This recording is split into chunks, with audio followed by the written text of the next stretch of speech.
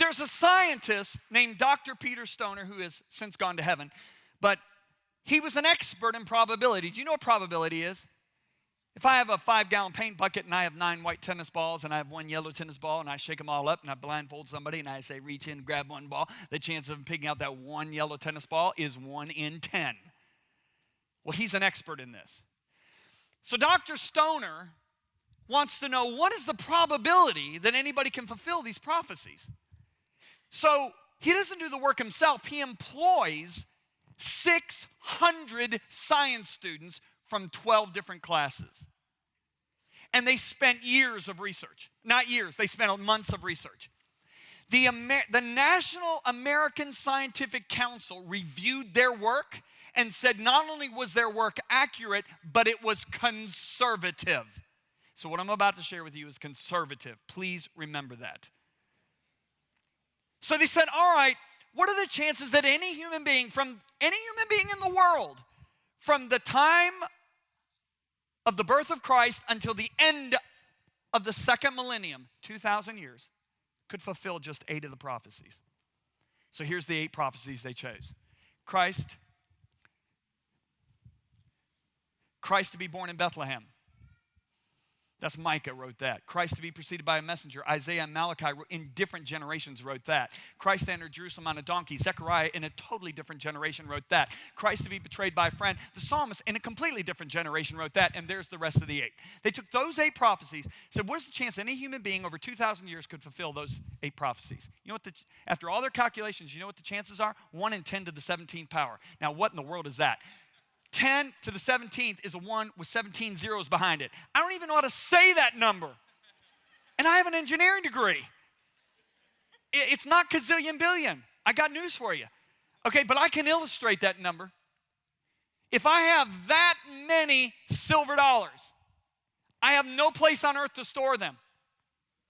I have to just spread them out all over the ground. And if I have that many silver dollars and I spread them out all over the ground, I will cover the entire state of Texas 2 feet deep with those silver dollars. Now, gather them all in, mark one of the silver dollars. Shuffle them all up, redistribute them all over Texas, blindfold a guy in Oklahoma, put him in a helicopter, start flying over Texas. Remember, it takes 2 days to drive through Texas. At any point, he can say, let down. Then he gets out of the helicopter, still blindfolded. The chances of him picking up that 1 silver dollar is 1 in 10 to the 17th power, which means that is the chances that any human being could have fulfilled 8 of those prophecies, yet Jesus fulfilled all 8 prophecies.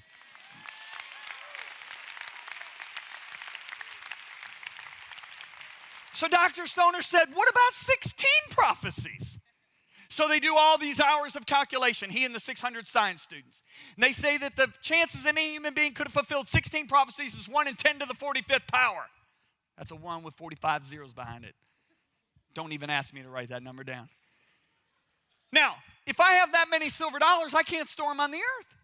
It's too many. I got to make a big ball of silver dollars. I got to make a sphere of them, okay? You know how big this sphere would be? The diameter of that sphere would be 60 times the distance of the earth to the sun. If you want mileage, it's 5.5 billion miles. Now, mark one of those silver dollars. Shuffle them all up. Blindfold a guy, put him in a jet plane. It will take 400 years nonstop flight just to fly around the ball. At any point, he can say, let down. Now, remember, he might have to dig 2.75 billion miles into the center because the mark one might be in the center. But the chances of him picking up that 1 silver dollar is 1 in 10 to the 45th power. That is the chances that any human being could have fulfilled 16 of the prophecies. Yet Jesus fulfilled all 16.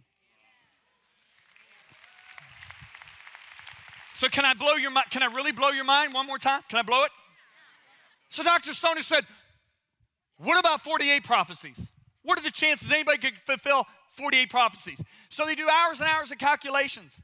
And you know what they found out? It's 1 in 10 to the 157th power. Now, how big is that number? I can't use the silver dollar. It's too big. I got to go to a smaller item. I got to go to an electron. Now, do you know how small an electron is? Let me just tell you. If you got a 1-inch line of electrons, straight line, 1 inch, and I start counting tonight, and I don't go to sleep, I will count, if I count 250 per minute, it will take me 19 million years to count that 1-inch line of electrons.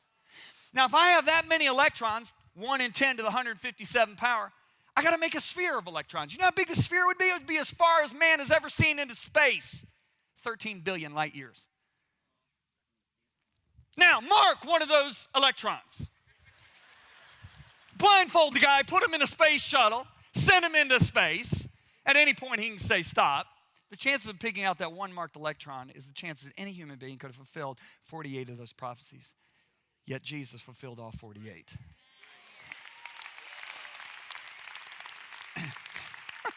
So can we review here? Can we review? Okay, we got 39 books written over 1,100 years by all these guys. Many of them don't even live in the same generation. They make these predictions about the Messiah, with the last one being 400 years before he was even born. And Jesus fulfills all 300? And you tell me the Bible doesn't apply to today? You're stupid.